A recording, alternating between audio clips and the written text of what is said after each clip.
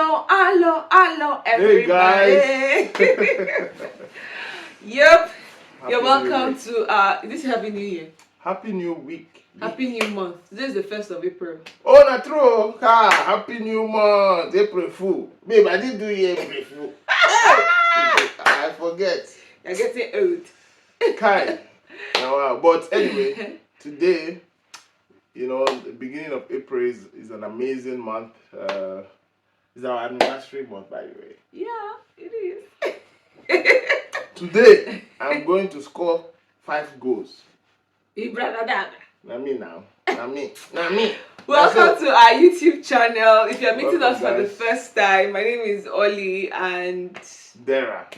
Didera. Dera.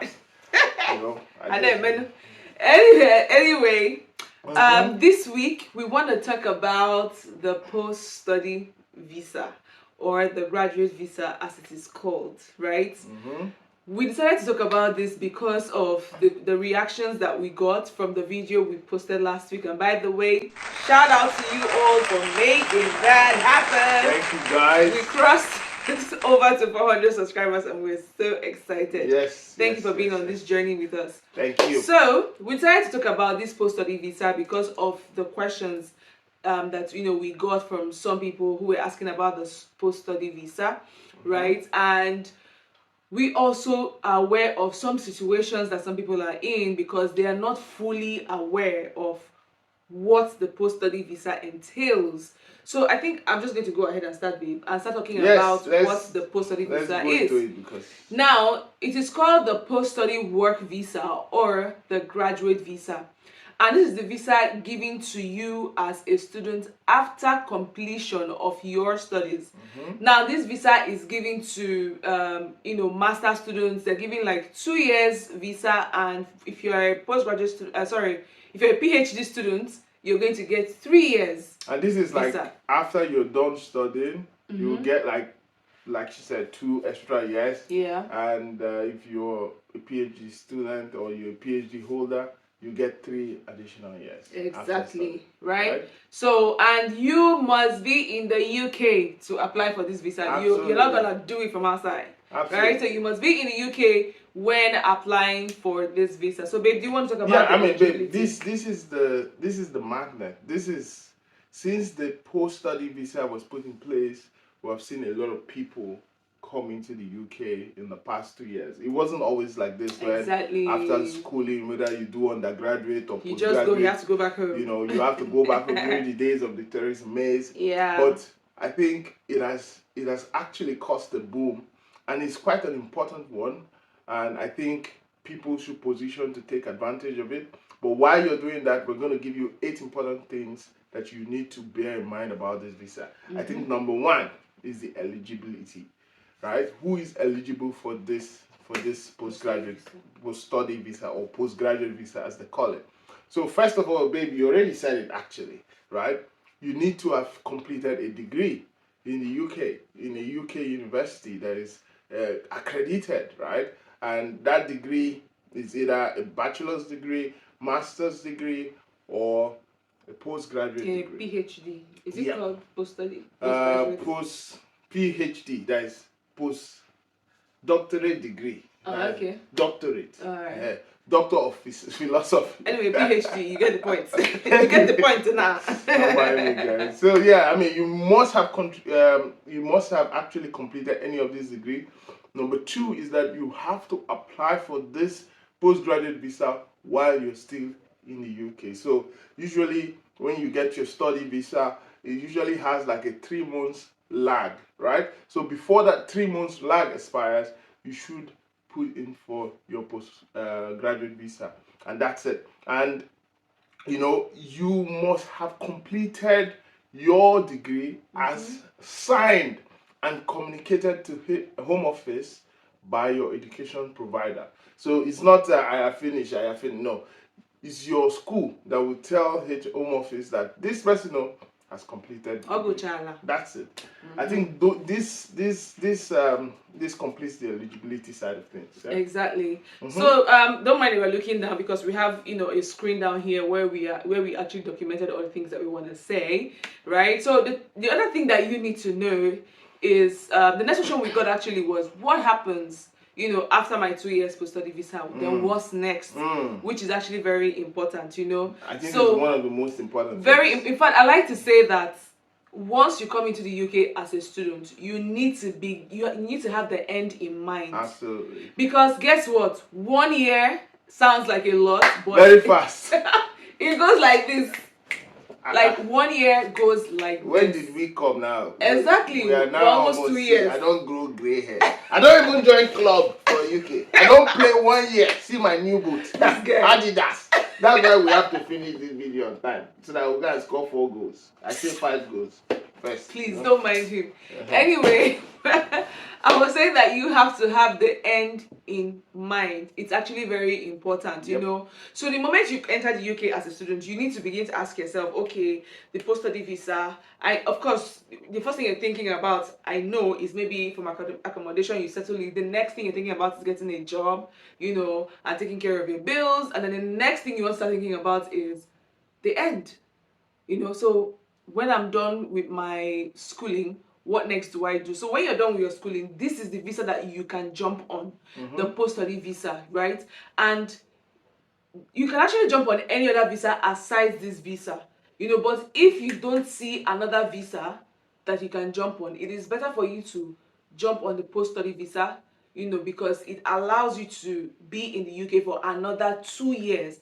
And then within that 2 years, you can begin to find a job that can sponsor your stay in the UK. So that is like the skilled worker visa, right? Absolutely. So that's what you need to know about the post-study visa, the 2 years visa that you're going to get. Yeah, and babe, just to add is that within that 2 years you have the right to work. You can look for a job. Exactly. You can do it. But what is very critical is that 2 years is not considered in your indefinite leave to remain. We're going to get to We'll that. come to Don't that worry. point. Anyway, Yeah, but we'll get to that. these are one of the limitations of this visa. Anyway, we'll take you to the second part. This visa is almost a guaranteed visa for people that we have described, people who are eligible for it, but it is not automatic. It's not automatic. You have to meet. It can be rejected, right?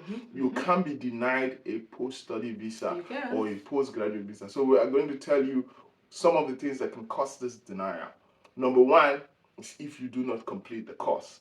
If you actually had failed the course or failed the subject or dissertation, whatever it is, if you did not complete it, then you can get denied of a post-study visa. And there are different ways to go about this. Completing it and failing it, because you may say, oh, but I completed it and I stayed in the school till the end of the year. No, even if you completed it and you failed a course or a dissertation, you will not be eligible for this visa. Yep. So what it means is that your education provider would not send your name to home office because you have not finished. There's usually an extension on your student visa, but it is also tricky because it depends on what you failed and how long it will take you. It depends on your complete. school too. And it depends on your school. And the level of support that they can give you. And once you get to this point, a lot of depends. Exactly. You really don't want that. It depends on. Number two, right? As a student, you're supposed to work 20 hours a week if you're going to be on a student visa. But we know our brothers and sisters. We are very hustling. We want to now officially work more than. I know why I say officially. I know. Anyway, you now officially work more than 20 hours a week, and it's on record that you did so. This can also be a reason why you get denied your post-study visa when you apply. So it's important to have this in mind. Yeah. And then there's another thing. Students are not expected to get access to public funds. So this one now bazooka. Bazooka. Free money they purge. Now for UK. I will tell you, because there are some public funds, education support, all this house support, stuff like that. That ain't for you, bro. They ain't for you. It's not for you. It's for the, Anyway, but don't go and collect. If you go collect, the public, and you're not part of you're not. You're not public. You are a student. There is difference. Okay, water. So if you now go and take public fund. They will give you because Of you course, they will say disguise that. as a public. But is it the time of post-study visa? By the time they run your record, They knock you. they now see public fund collection denied. Like that, automatic.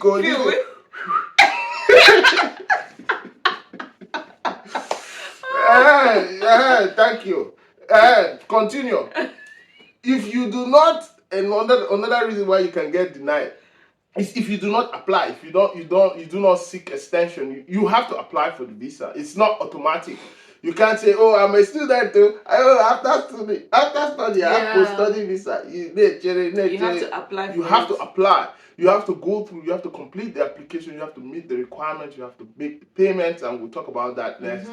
But if you do not do this, automatically you are now illegal to stay in the UK after your student visa expires. And I think the last one is that if you actually get a course, you had a carryover or whatever you did, happened in school, and you do not actually seek an extension on your current visa that allows you to complete that course carryover within the time frame that allows you to still be eligible for the post-study visa. This is usually 3 months after your study. You must have completed and applied for an extension on that, and then completed your carryover or whatever was holding you, and still communicate to your school to forward your name to Home Office for your eligibility. If you do not do this within the time frame, and after 3 months, you become an illegal on that time frame part, it totally depends on the school. Absolutely. Right? Some school have the time frame, but this is not between you and your school.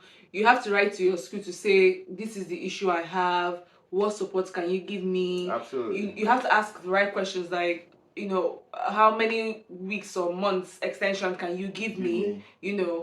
This is totally between you, but we're just saying 3 months because there's some schools that give 3 months. Some people just do 3 weeks. Some people, it just depends, really. Some schools don't even give at all. I'm telling you. Some of them will tell you you can actually complete the program back home. Like, yes, so you go home and complete your. Yeah, some schools will do that. So schools that will be at point. Just please know that the 3 months is not definite. It totally depends on your school. So reach out to your school. So reach out to your school when you're in that situation. Yeah, hopefully you won't be. Please don't be. Hopefully. So the next point we're going to talk about is how much ego. Spend the money. Spend the money. Spend the money. These are people don't know. People think they're free. It's not free, baby. That's why you have to work. Yeah. And save. Save, yeah. So there's a financial projection for this, but exactly. So what is the cost of this post-study visa? What is the cost? Now, the visa is actually £715 per person. I'm going to include the link for the entire information you need to have as regards this visa from the government website, the UK government website. I'm going to put it in the description box below, right? So it's actually £715 per person. So I'm going to use both of us as an example now, right? So say both of you are in the UK together, one student and one dependent, and it's time to apply. When it's time for you to apply, 715 for visa application, and him 715. So that brings 1,430. So that's for visa. Then there's also the part of the health surcharge that you need to pay, which is about £624 per person per year. So this means that 715 for visa application for two of you, 624 times 2 years for the main applicant, and then another £624 times 2 years for the dependent. So this means that altogether the cost is coming to £3,211. Now, if you have kids, he doesn't think, and he cracks me up all the time. So, if you have kids, you also have to add. So that means, for example, if we both have one child, to this price that we already mentioned, you are going to pay another extra 1,003. 715 for visa and another 624 for health insurance. Which is about 1,003 additional on and this. you add it. So that is already Yeah. 4,005. Yeah. Guys, this one maybe they not tell me. You already know now. Oh. See, you know, when you come to do a master's program, and let me just bring this home really. If you do a master's program, you do a master's program from 1 year. Most of our people, we spend a lot of money to get into the UK. School fees, there's school fees to pay, there's house rent to pay monthly within this 1 year. It is really important that you also bear this in mind, that this money is waiting for you. If you don't pay this money after your 1 year of study, you will not get your postgraduate visa. And that means you have to go back home. So in that 1 year, while you're saving for school, you're paying your school fees, but start putting money aside for your postgraduate visa application, because it's not free and it's not exactly cheap. Right? If you're a couple, this is the time for the dependent to be working and be putting money aside within that 1 year period so that you can actually afford to pay for your postgraduate visa after that period. It is really a time of sowing, so it's not that easy. But I know that you guys will do it when you know. That's why we're giving you this information so that you can plan better from the beginning. It's all about planning, ladies and gentlemen. Yeah. Right? So the next point is about bringing family during post-study. Can you bring your family during post-study? The answer is no. So if you want to bring your family, you have to bring your family while you are studying. Exactly. So this is very simple because, you know, a lot of people who have seen this happen a lot of time. During that time that whoever is studying, that's the window. It's the open window for you to bring in any family member. And this family member has to be your direct family, either your husband, your spouse, your partner, or your kids, or both, right? So you can bring this set of people, and they have to come in while the student visa is still active. The moment you switch to post-study visa, I'm sorry, anybody will never enter heaven. Yeah? They say, which kind of heaven? As at that time, ụzọ eluigwe agbachiele. You see, as meaning, I love your dialect. Well done now. Well done. You are doing well. Anyways, let's go to the next. So that's it pretty much, you know. And I mean, while you're still here, as long as your visa is valid, your dependents can, you know, stay with you the duration that you're still here. But the moment that visa expires and you don't renew it and you have to go home, they also have to leave, you know. So these are the things that you need to know. And then the next question we got is, does, you know, your post-study count towards your residency in the UK? Unfortunately, no, it doesn't. I let the cat out of the bag. It doesn't count. It doesn't count, but the moment you switch your visa. Let me ask you a question. So wait, let me break this down again. Okay. You mean say I come here, come school 1 year ago, then come collect post-study visa 2 years, everything 3 years, and within that 3 years you got maybe another visa, skilled worker visa. No, let's say within that 3 years no count for my residence. No. I'm not the 3 years, but I know that the 2 years, the post-study particularly, the student might count. It might, you know, I don't know. But that 2 years, the post-study I know does not count. So when you've stayed all the things you want to stay, and maybe it's time for you to get your ILR, you know, you cannot count the 2 years post-study. Yeah. You know, towards your residency. So and that's why like people tend to like look for other type of visas quicker. Yeah. You know, because the faster the better. And the UK has made it a bit easier. I think this was 3 months ago when they said that if you come in with a student visa, it's not compulsory that you must remain on that student exactly visa. So you can actually switch. So you can be a student and actually get a full-time a job that can sponsor your visa. And then you switch immediately and continue schooling. Yeah, and working. Not exactly with your student visa. So that way 20 hours doesn't apply anymore. And then you still, you know. That's right. Yep. You know. So then the next thing we talk about is what you can do, which is actually the last thing. What can you do with your graduate visa? So take it. First of all, you can work. You know, you can work any kind of job. Your dependent can work. There's no 20 hours restriction because now you're past schooling. That's why it's postgraduate visa. You know, you can be self-employed. You can run your business. Yeah, so you can start company. You can continue living in the UK. You can fly out and also come into the UK. Exactly. But one thing that you cannot do is applying for public funds. You cannot do that, or state pension, and you cannot work as a professional sports person, which I think is actually most of the my boot. I think most visas also have that whole visa issue as well. Like there's you're a not specific working. sports visa, but it doesn't mean you cannot play football in the local team. No, of course you can play your football. Somebody like me now that is in Bragadabra, I scored. I'm the highest goal scorer in Bragadabra in Imo State. No, in Babs and Imasha, which kind of Imo State? I am in Bragadabra. Go and ask now. Now, you know what they call me now for our this thing, Meeting Kings. Tell me. Yaya Toure. Yaya Toure. Yaya Toure. Yeah, they go score goal. And I thank you very much for this video. Yaya Toure now.